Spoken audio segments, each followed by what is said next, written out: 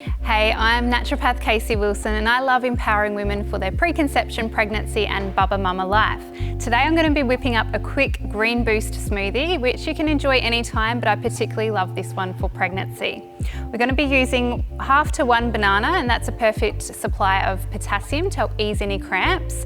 And we've got the Happy Way Greens powder here, which is a great boost, especially if you're struggling with morning sickness and not quite getting in a balanced diet at the moment. I really love the kelp that's added into this one. It's a source of iodine, and our soils are really deficient in iodine. And if you're pregnant, you'll be needing iodine for your thyroid health, which you also supply to bubs, and it's really good for their IQ development. Otherwise, if you're not pregnant, really good thyroid health support. Now we've got Mct oil here for an energy boost, because who doesn't need some more energy, right? And chia seeds for fibre, which is great for your gut health. Some milk, you decide on the milk that you're going to be using. I'm going to use a coconut milk today, and of course the Happy Way collagen powder. Now collagen is really beneficial, especially during pregnancy.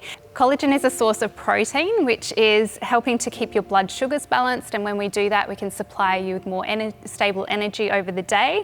And it's also great for gut healing. Now particularly for pregnancy, as your baby grows and your belly expands, you'll need that skin elasticity support, and collagen is perfect for that.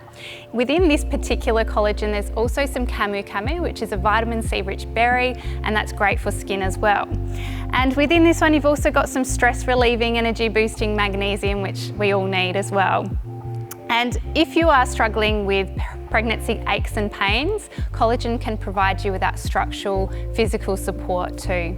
Okay, it's easy to make. All you need to do is add all the ingredients in and blend it. If you do want it to be a different consistency, you can add extra water or milk afterwards and blend again.